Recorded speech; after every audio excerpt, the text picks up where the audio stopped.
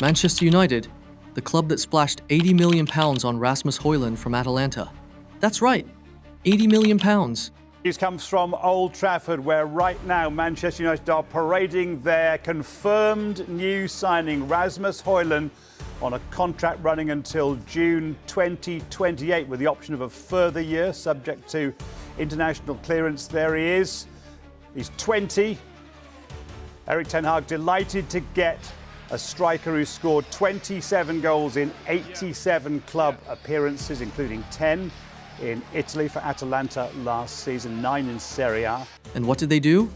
Loaned him out immediately. Napoli have agreed to sign Rasmus Højlund on loan with a conditional obligation to buy. The total package is understood to be worth more than £43 million, but United are waiting for the striker to finalise personal terms. Hojlund, who struggled to hit top form at Old Trafford, scoring just 14 goals in 62 Premier League appearances over 2 seasons, wasted no time making a mark at Napoli, scoring on his debut. Meanwhile, Antonio Conte is probably somewhere laughing, thinking, Manchester United really just hand me top-tier players for free, huh? All right, people, settle down. Settle the fudging down. I know what you're thinking. Here we go, another clickbait title. Got for free? What shiz is this? United would never be that stupid. Oh, my sweet summer child. I'm here to tell you a story. A tragic, beautiful, hilarious, and utterly infuriating story. The story of a player, a price tag, and a transfer that proves some clubs just love giving out freebies. And no, I'm not talking about those little condiment packets you get at the hot dog stand. This is about a top-tier, £80 million striker who somehow just walked into Napoli's arms like he was finding a forgotten sock behind the sofa. Welcome to Fudging Football, where we don't shiz around, just straight-up football videos. We're talking about Rasmus Højlund. Yeah, that guy. The Danish dashing lad who was supposed to be the future of Manchester United. The striker who was hailed as the next big thing, the second coming of Erling Haaland, a Viking warrior sent to restore glory to Old Trafford. And for a cool £80 million, which is what they paid Atalanta, United thought they had their man. And for a while, it was all sunshine and rainbows. The hype was off the charts. United fans were going nuts. He's a tank.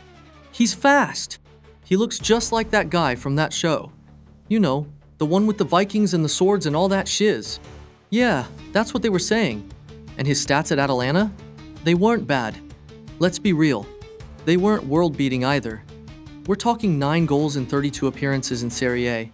Not exactly the kind of numbers you'd expect from an £80 million striker. But hey, he was young, he was raw, and he had that potential word attached to him like a name tag at a business conference. So, United did what United does best. They went all in. They splashed the cash. They gave him a brand new kit, a shiny number, and a whole lot of expectations. Very nice. I thought there was a couple of really good touches. If we need to score goals, linking up the play, it's not going to be enough for a club like United. So we all agree Højlund is better than Weghorst and Martial and whatever. Yeah, but you don't spend that money on someone who's just going to link up play. No, but maybe he's going to score goals later. Even if he just links up play, I'm saying is you're already well ahead of where you were last year, right? At least in that department? He's given United a different option. Obviously, it was 20 minutes yesterday. But what he did, he was aggressive, he was persistent, and he worked hard. Now, they're basic qualities, but United haven't had those, certainly with Anthony Martial. So he really roughed up the Arsenal defence. And what happened? Well, it didn't quite go to plan. Now, before we get to the fudging good part, let's talk about what happened at United. It was a mixed bag, shall we say. Like a box of chocolates that are mostly just the coconut ones you don't like. Højlund showed flashes of brilliance. He had a great run in the Champions League, where he was scoring goals for fun. It was a beautiful thing. But in the Premier League? Oh boy, it was a different story. The goals just weren't flowing.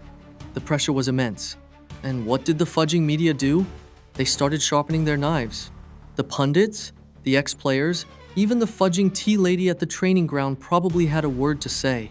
Rasmus Højlund, you've scored 1 goal in your last 22 games for Manchester United. You are nowhere near at the level of Cristiano, and you will never ever be. He could be your idol, he could be your granddad's idol, he could be your nan's idol. I could not care less.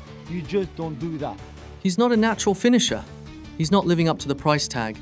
He looks a bit lost out there. It was brutal. He finished his first season with a respectable but not spectacular 10 Premier League goals. It wasn't what anyone expected, especially for a guy who was supposed to be the answer to all their problems. He was getting battered, bruised, and criticized left and right. The poor lad.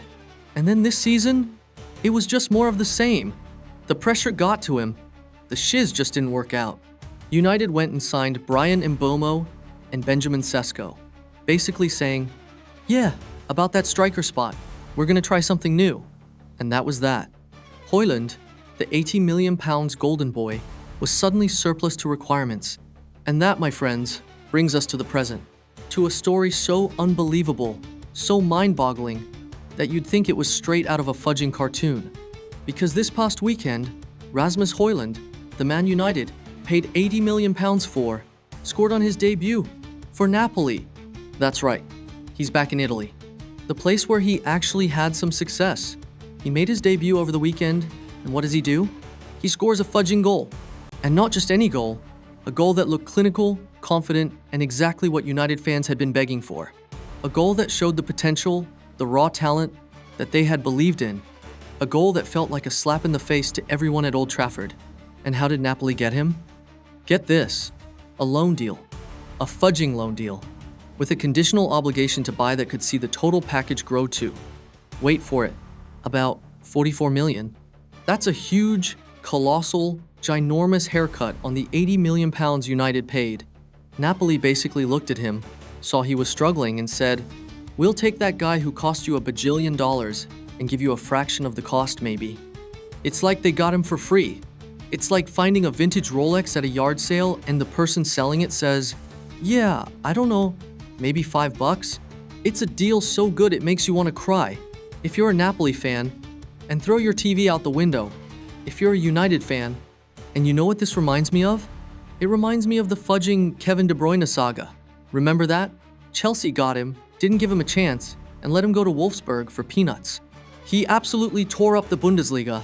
And then Manchester City swooped in, paid a premium, and he became one of the best fudging midfielders in the world. He was a generational talent, and Chelsea just let him walk. It's the same shiz, different players. A world-class talent, let go by a major club, only to go somewhere else and thrive. And the other comparison that makes this whole thing even more hilarious is the Scott McTominay situation. United's new manager, Ruben Amorim, wanted to sell him. He was a homegrown player, a fan favorite, a guy who scored some absolute screamers. He was also a fudging monster in midfield, a proper engine, and a player with a huge heart. But the club had other plans. They wanted to sell him to Fulham. But McTominay, in his wisdom, said, no, fudging thank you. And what happened? He went to Napoli, won them the Serie A, became a god in Napoli, and is now a critical part of the team. He's playing out of his skin, proving everyone wrong. So, you have De Bruyne, let go and becoming a world beater for City, and you have McTominay, let go and became a god in Naples. And then you have Hojlund, the guy who was supposed to be the next big thing, who cost a fortune, and is now lighting it up for Napoli, for basically nothing. The narrative just writes itself, doesn't it? The fudging irony of it all. United sign a striker for a record fee. He struggles. They give up on him, and he goes somewhere else, and immediately starts scoring. Meanwhile, the club's new golden boys, like Benjamin Sesko, are expected to fill his shoes. And now Hojlund is over in Italy, playing for Antonio Conte at Napoli, a manager who knows how to get the best out of his strikers. So, the lesson here, if there is one, is that maybe, just maybe, United's problem isn't always the players. Maybe it's the shiz show that happens around them, the pressure, the expectations, the constant managerial changes. Whatever it is, Napoli is now reaping the benefits of United's indecisiveness. They got a young, talented, £80 million striker for a loan fee and a hope that they qualify for the Champions League. That's not just good business, that's fudging daylight robbery. And all we can do is watch and laugh and cry a little, because this is the shiz that makes football so damn beautiful and so damn crazy.